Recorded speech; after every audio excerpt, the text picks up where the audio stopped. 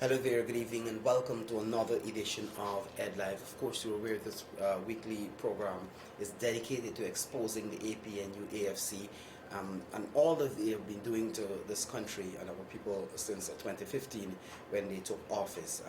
We know the state of the country, we know what is happening. The persons cannot get jobs, cannot afford to take care of themselves, cannot provide for their families. Businesses are struggling, the economy is down, so a whole host of things. But they made huge promises to people back in 2015, and all those promises are broken. It has led them to a stage now where they have nothing to go back and tell the people. I have with me one of my regulars on the program, Joe Hamilton. Joe, welcome to the program. Eddie, thank you, man. Thank you very much for having me on my favorite program. Yeah, Joe. So, like I said, all these empty promises that were made to the people in Linden, the people in the hinterland, the people in the Essequibo, Berbice, all over the place. The APNU AFC, with one of the most elaborate but yet fallacious plans to transform Guyana and to have all the answers for crime and how they can grow the economy and all these things. They have failed miserably, and we all know that. Guyanese are worse off today than they were prior to the 2015 elections. Because of this, Joe, because of the fact that these guys have broken their promises, they can't go back to the people and lie again. So they have now moved their campaign for re-election up one notch, I would want to say, but with conditions. And that one notch that they move their campaign up now is to focus on racism, try to promote racism, try to promote the whole system of who is superior over whom, and that kind of thing. And it started nakedly by no other person than Granger himself. And we can speak about Linden, for example, the other day. And Linden, by the way, is a place where the APNU AFC made promises and haven't delivered a single promise. So they went there to use the whole race bait with the people in Linden, hoping that because Linden is predominantly Afro-Guyanese, they're going to vote for a government. The same government that is saying that they're a coalition, a multi-racial party, is using race to say that you're going to vote for Afro-Guyanese government because you're Afro-Guyanese. Joe, I know you're very upset, very alarmed at a statement made by Granger with regards to Charandas, where he used the most racist statement to explain the vote of Charandas. I'm going to give you the lead on that one. The thing is, Eddie, is as you have said, people, it's not that they wouldn't attempt to go back to promise because they're bold enough to do that. What is happening, people are not accepting them at their face value, these promises and their word, and therefore the point you're raising is now where the conversation, the political conversation is changing, coming out of Mr. Granger and his people. And a lot of people paid attention in the media to the promises made again by Granger about how many houses he can build in Linden and Region 10 and all the other things he will do that he will be capable of doing. We're going to do specifics in a moment. But for me, there are two potent statements he made that are racist statements, that are what the Americans call dog whistle statements in politics. When he says to Linden that, listen, we know Charandas didn't come from Linden. That is a potent statement that is very racist. Basically, he's saying, listen to me, Charandas wasn't a person of African heritage. And secondly, Charandas didn't come from here, Charandas come from Berbice. And basically, he's subtly stating that basically you cannot trust Indians in the old political matrix. First point. Second issue, he makes this Hitlerite statement, I will say. And that Hitlerite statement is very alarming and very profound, and people must pay attention to it. When a leader introduced into a political conversation the conversation about who was born to rule, who was born to lead, those are monarchical concepts. Those are fascist statements, concepts. And those are Nazi-like concepts, because the whole discourse of Hitler was framed around who was superior to whom. And it is the same conversation Hitler had at the Nazis, that they were born to rule, they were born to govern. And therefore, for me, I would like us to pay attention to those statements. And apparently the PNC has determined that they will frame their political conversation in that matrix, because they have nothing basically to say as regards policy. Following off from Granger, you had a neophyte yesterday, one Mr. Marvin Williams, articulating the same type of language when he is saying that the PNC is superior to all other political entities. These are not mild statements that should be taken, lightly. These are important and serious, because Eddie, we can point to history. The same conversation coming out of Hitler Germany caused the genocide, as they called it. And not so long ago, it is the same conversation caused 800,000 people to be butchered and killed in 100 days in Rwanda. Think about it. Our population was wiped out in a country in 100 days because of the same statement, the same kind of articulation about superiority of tribe and race.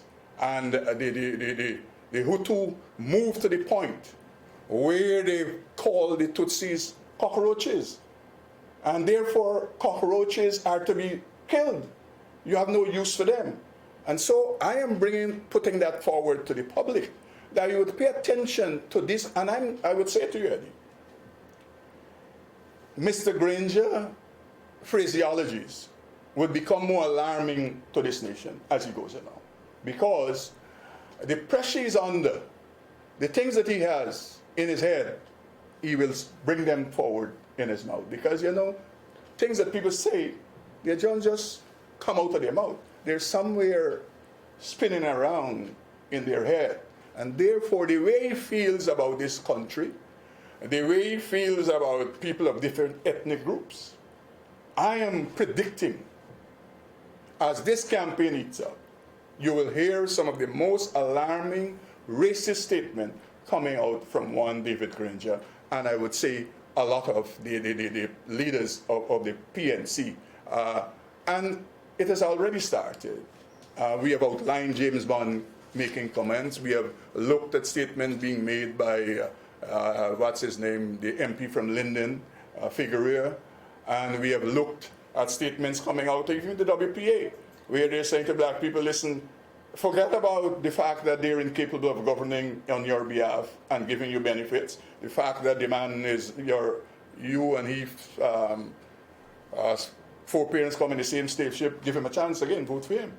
But Joe, and I think it's deeper than that, because we have to go back to the fact that Rettenmeier and Felix would have said that to African nationals when they met with them in that secret meeting at Christian Labour College, where they said to them, you guys need to vote for us, because if the PPP wins the elections, they're going to throw you out of here because of the color of your skin. Yeah.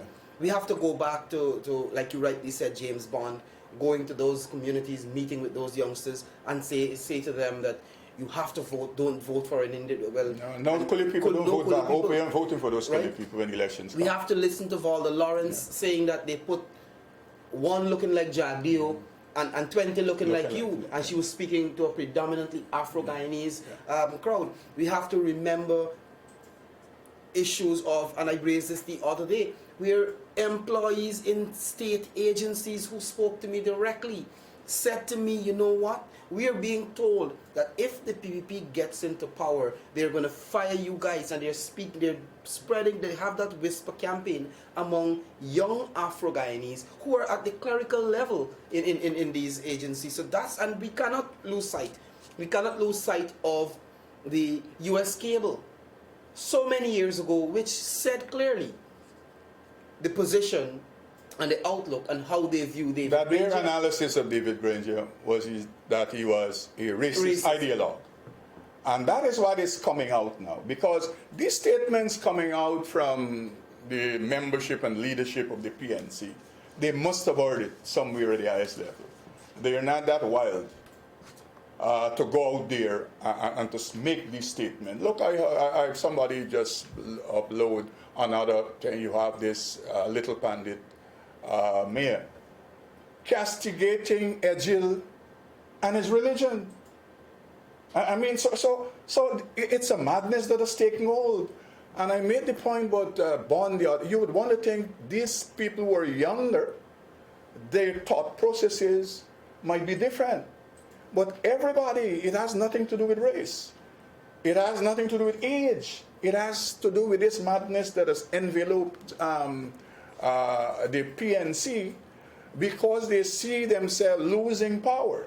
And therefore they are determined, we have no policy measures to put to people that they will believe. So let us frame our conversation differently. Let us frame our conversation in ethnic terms. Let us now frame our conversation in who is superior to whom. And for us, and for Guyanese people, you have to be alarmed. You have to pay attention to those phraseologies. And we have to condemn them, because we have seen those thought processes develop into action in countries where people have lost their lives by the hundreds of thousands. But we've also seen right in Guyana too, Joe. If you take, for example, the employment policy of the David Granger administration in this country, we have seen, when you look at the PSs, how they're constituted. 13 to 1. Look at GCOM, for example, which ended up at the Ethnic Relations Commission.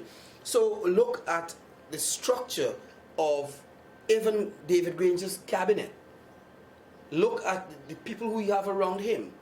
There is, and these are the same guys who, and I would want to say these are the same hypocrites who are talking about they created a Ministry of Social Cohesion and talking about social cohesion, but their conversation and their actions are framed in a particular way where it's pure racist, and now they have taken it another notch by start talking about whom is superior to whom. And that's the problem. And this is as a result of the fact that Granger, nor his cabal, cannot go back to the people to say to the people, these are the things that we would have done for you over the past 4.5 years. Give us another chance. Give us another chance, and you're going to see development continue. Because and I'm going to go through. You know, the people are aware, and they have seen these guys from Granger right down. They're incapable of managing this economy. They're incapable of managing government, because they apparently think governance and governing is child's play. And now they're faced with it, they're incapable of doing it. And you know, Eddie, I know the word charlatan is out there, and I'm told the president is very much upset. And another charlatan at the Guyana Broadcasting Authority, he is taking it upon himself to attempt to fine media houses for calling Granger a charlatan. But what a charlatan is. A charlatan is a faker and a deceiver. A charlatan is one like Granger who says to young people, 1 year after you come out of university, you understand me, I can commit to you that you will be employed. And then when he go into power, he said it's not for the government place to find jobs for you. You have to go fry plantain chips and cook up rice. A charlatan is one of those who, a person who says to the people in the Gaisuko that sugar is too big to fail, we will not close down none of the estates, and then when he gets into power, He closed down the estates and sent home 7,000 to 10,000 people. A charlatan is one who says to the rice farmers that we will ensure you get $9,000 per bag for paddy. And then when he gets into power, he says that that is not my business. That's private. That's private business. And we can go on and on and on. A charlatan is one of those who says to public sector workers that I'm committing to you 20% pay raise since I get into government. And of course the famous 100-day promise of all the things that they didn't keep. And that is a charlatan. A charlatan is a liar, a deceiver, and a faker. A charlatan is one who goes to Port Moran and speaks about social cohesion, and then goes to Linden and says, you know, Charan Das didn't come from Linden. that is a charlatan. And so I know, I'm sure Granger is very much aware of what it means that it appropriately fits in. And that is the reason why there's all these fits among his people. And I'm glad you made the point and you brought up the whole conversation about the charlatan, because what I did, I want to demonstrate to the people of this country why such a description of Granger is absolutely correct. It's ideal. And I want to focus a little bit before I deal with the broader issues, because he goes to Linden, he went to Linden the other day to try to fool the people again. To talk about what he will, 500 house lots and I don't know how many jobs. And in 5 years he couldn't distribute. Well, I'm going to go to that now. So his 500. own manifesto of 2015 talks about Region 10, a Region 10 development plan, which will be developed in consultation with the people of Linden. Granger rushed to Linden and come back. He never consulted with anybody there. He spoke about creating this plan. He spoke about modernizing the bauxite industry. I don't think Granger knows where the bauxite, where bauxite is being done in Linden, because he would have never visited that place. He talked about inviting support for foreign investment from reputable and known multinationals to develop an aluminium industry in Guyana. He spoke about creating new jobs alongside policies to guarantee workers' rights and welfares. He didn't create a single job. People lost jobs. Lost jobs. Early in his tenure, nearly 100 young people went home from the call center. So there's no creation of jobs. He talks about developing 200,000 hectares of the immediate savannas for citrus, cattle, legumes, vegetables, and a whole host of things. I don't know, people probably struggling to set up their kitchen gardens. No. The point is, Eddie, Linden is being fed from people out of the region. Linden is being fed. Let me repeat. With all this fancy talk about developing how many thousand hectares, presently, the Canada trucks go into Linden to feed people in Linden. Whether you're talking about fish, whether you're talking about fruits, whether you're talking about vegetables, whatever. And so all this talk, it was just talk, and he goes back again. He tells Linden 5,000 house stock. He talk about how many houses he will build. Up to this moment, as I speak, specifically in region, they attempted to build 30 houses in their tenure of 5 years. That is yet to be completed. 30 houses. And he promised, this charlatan promised the Guyanese people that he will house an average 700 families a year. So in the 5th year. We were talking about 3,500 families by now. Yes, based on what this man said. Now he goes back to Linden that he's yet to finish 30 houses. What is important, Joe, and I like the point that you made there. So, Granger goes now to Linden to say we're going to develop house lots for you. You're going to get house lots, 500 house lots, I think he said. But in his own manifesto, he said this on the housing policy and development, under that heading. The PPP policy of selling house lots at exorbitant prices across the country will be rescinded in favor of development of communities, where he spoke about building houses for people. Now, he's going back to Linden to tell Linden, oh, you know what? Actually, the PPP plan of selling house lots wasn't really a bad idea. So if you give me another chance, I'm going to start selling. I'm not going to build houses anymore. I'm going to sell you houses. And that is how charlatans operate. For the period 2015, it was building houses for you. Now it is going back to selling your house lots. And importantly, Eddie, for people there, under Granger's government, the price of house lots has gone up 100 and 200% than what it was when he took government. And again, I'm glad you're making these points, Joe. And he said here, on the housing again, the APNU AFC coalition government will ensure that every Guyanese have access to affordable housing. Yeah. But the house lots went up. Yes, but even the housing, the point is, he said that they will house 700 families per year. That is, the point is, in 5 years, he has not housed or built 700 houses in totality. I don't think he built 7. Right? Complete. Right? So the point is, as saying, the description of a charlatan fits him perfectly, because what he does is double speaks. What he does, he thinks, is people, they have short memories, that they will judge him for this moment based on what he's saying, and they will not pay attention to what he said in the past. And I want to spend some more time on this housing, because I think this is unmasking the real Granger, the charlatan. Again on the housing, he said this, that the coalition will introduce innovative financing for housing, including the development of mortgages as financial instruments, mortgage interest support for low and middle income groups, and incentives for aided self-help for public sector employees. He said that is one part. So people are paying more now at the banks. The banks are afraid to give loans because people cannot afford to pay.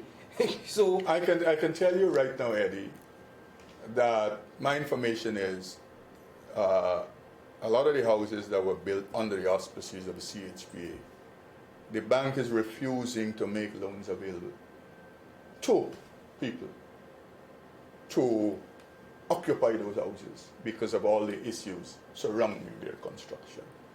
including poor quality. Yes, the quality are primarily poor quality. Second issue is that, again, all of these issues, but the PPP introduced all of these special remit within the banking sector. Mortgage relief and all sorts Right, of to things. allow for people to get low-income loans and loans with cheap interest rates.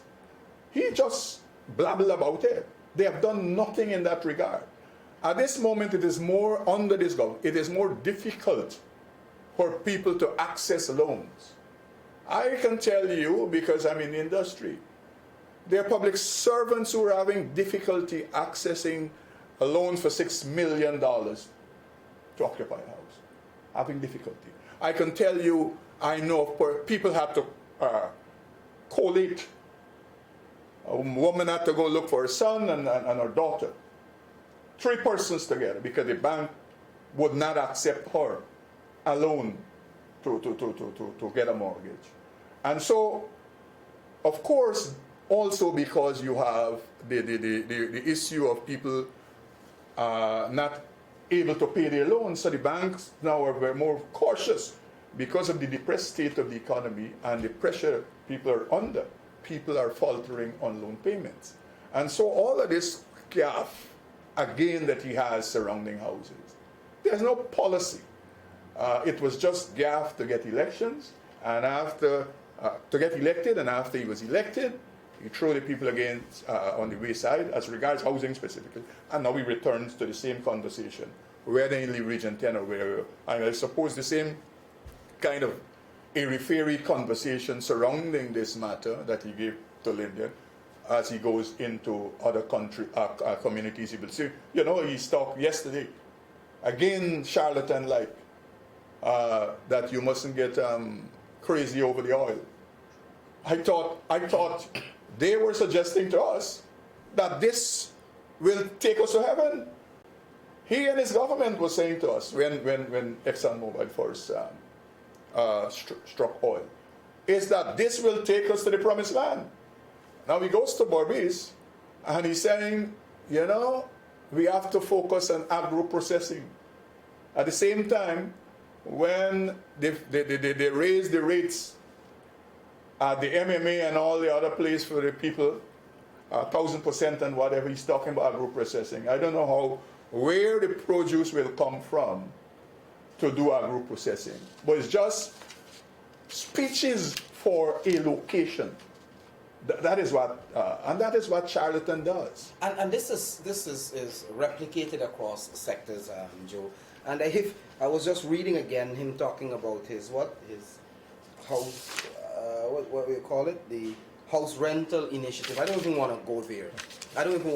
People are paying double and triple the price they were paying for rent. Now, as you know, Eddie, it's difficult. You know, people come to me and say, Mr. Hamilton, you know nobody in the city who got a place there. I said, please. I said, it is better that you try living out of town.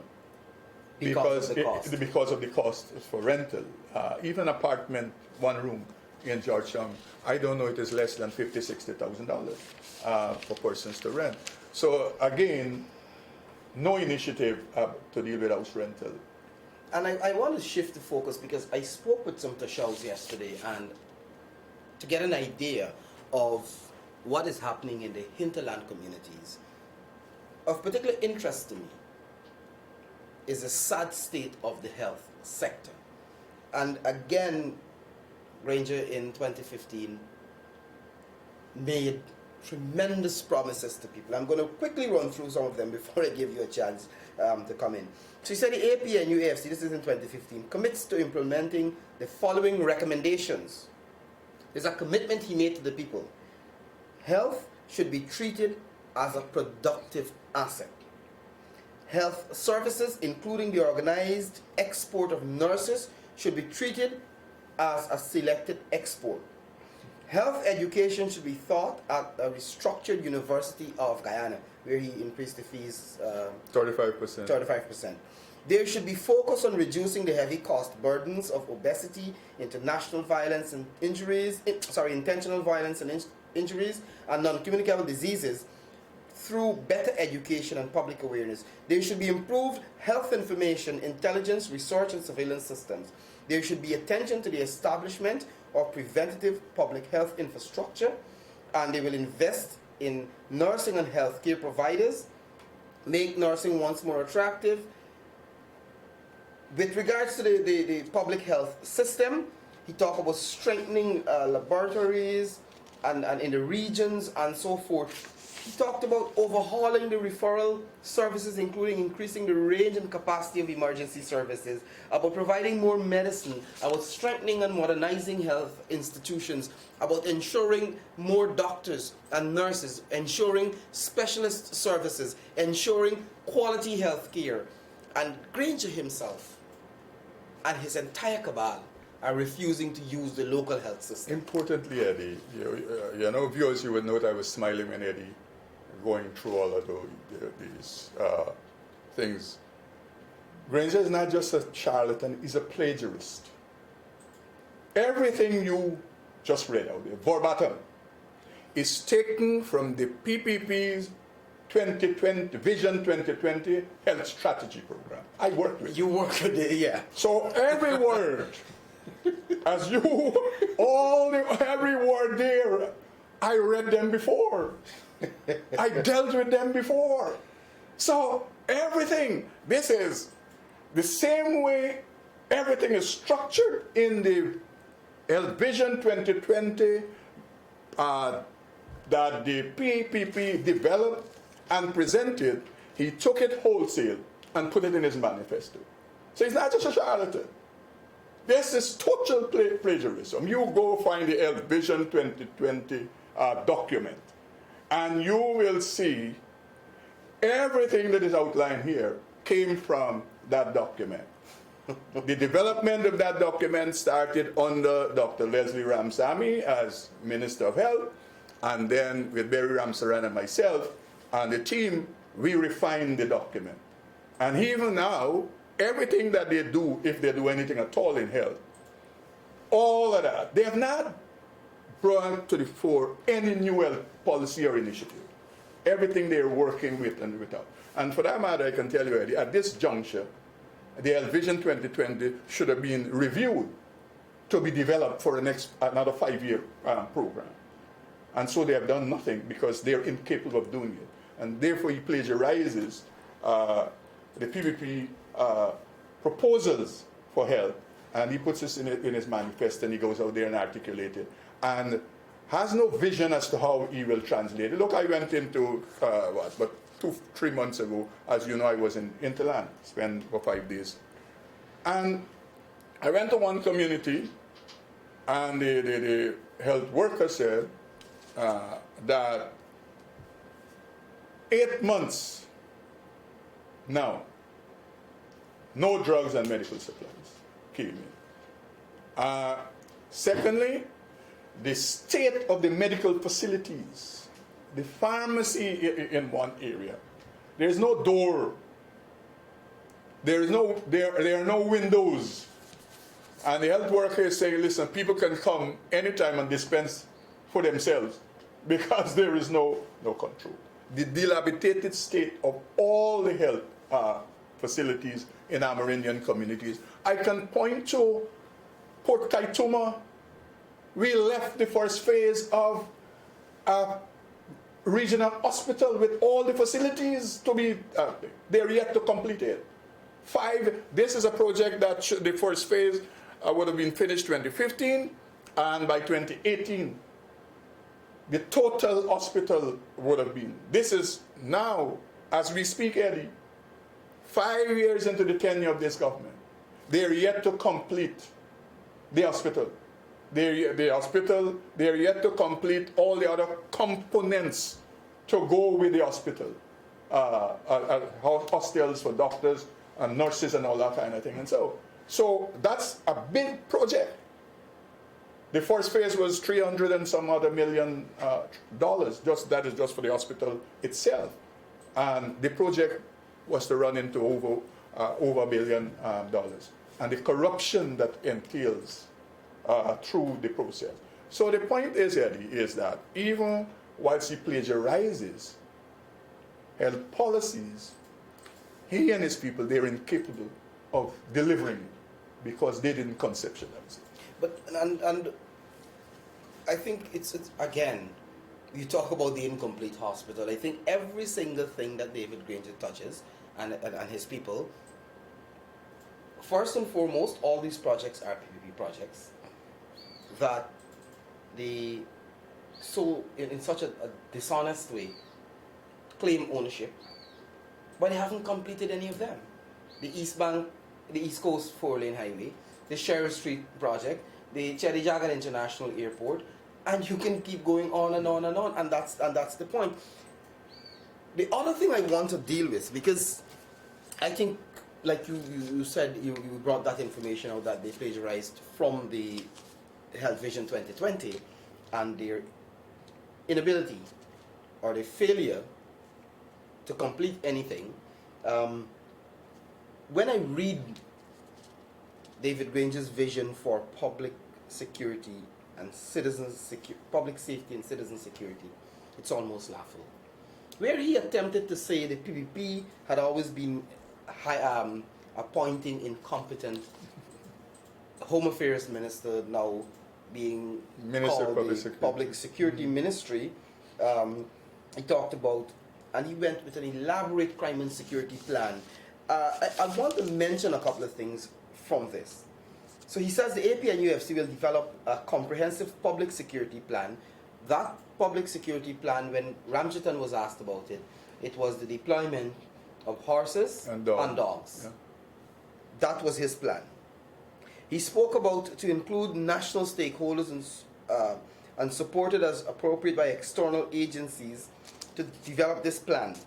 He spoke about the community being asked to pay special attention to reducing high rate of armed robberies.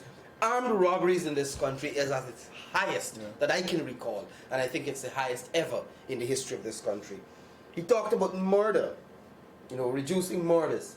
Every single day you're seeing this happening.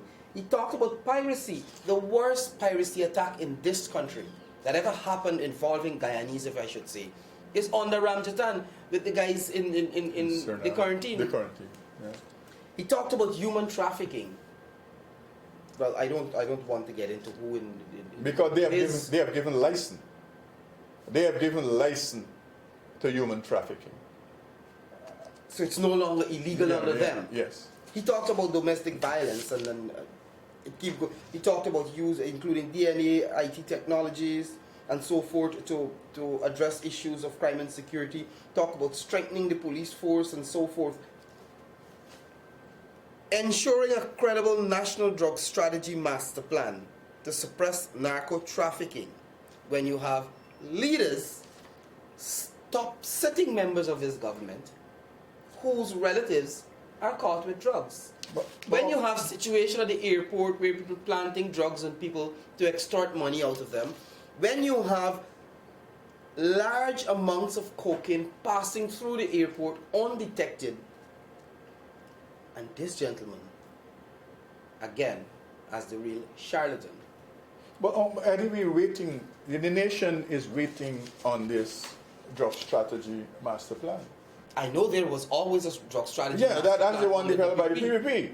But they said it was useless and they would have developed one. We're in the 5th year of Granger government, and his high point was law and order when he was promoting himself to be elected. And here is a F grade for that. So the great security plan and program with all the military type and security type around him is a total failure. And we can go on and on, Eddie, but I think we have made the point why never again one David Granger must be trusted to govern this country.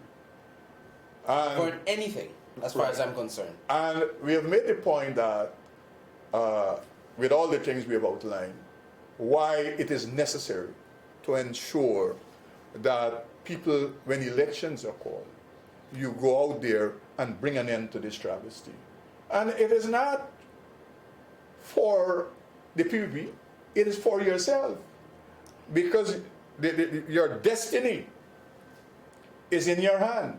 What will happen to this country is in the hands of the people. And therefore, people are seeing more than ever the reason why it is necessary to elect the People's Progressive Party Civic March 2nd, and not to at all attempt to ever put the PNC in whatever form or way into government in this country. That is what is developing here. And from where the abuse of the Constitution, the laws of Guyana, the failure to even give people the necessary public service, and now we have that going to be catastrophic coming upon us. The whole issue about the exchange rate, because that would impact all of our lives. Yes. Because the rate that people got to purchase foreign currency for and to buy stuff, we who go to the supermarket and the shops to buy, we will have to pay for that rate. That is escalating. And one other thing is, I know Mr. Trotman will come here in to tell us about the great achievement of the mining sector as regards gold declaration. He must know, and he must know, that about 40% of his present gold declaration has nothing to do with mining in Guyana's interior. That is coming from Venezuela, and that is what is contributing to the impact of the US dollar escalation. Because people who are buying it, they have to pay US dollars to the Venezuelans who are. So he's going to come, he and Jordan, and talk about how gold and declaration is at this whatever how much 100,000 ounce But the fact is, 40% of the gold that are declared presently, it is coming from Venezuela, sold into Guyana, and sold to the Guyana Gold Board at precious US dollar cost to the Venezuelans. But Joe, I think Guyanese are smart. Guyanese were fooled. A lot of people were fooled in 2015, and we have to accept that. That you made a mistake in 2015 because of this elaborate plan and great promises with all these bluffs and so forth. But if you were to examine the David Granger government over the period it was in office, because it's, as it is now, the usurpers, they haven't implemented a single transformative project, not a single one. They can't point to any. Take out that from the equation, they haven't conceptualized and begin implementing a single project that will benefit the people of this country. The administration is rich in corruption, cronyism, nepotism. So they take the same PPP projects, they try to run with them, they can't complete them, and the corruption is at the highest level in those projects.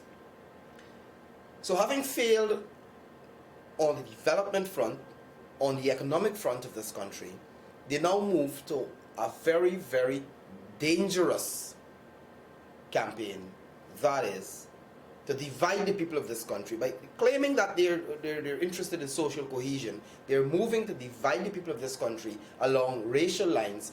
And you made the point about them going and say about Sharon Das is not from Linden. We all know Linden is predominantly Afro-Guyanese. And that's the point he's making, to say that it's an Indian man that brought down the government that put me into this. It's not one of your own, as he put it. And to say who is superior than whom.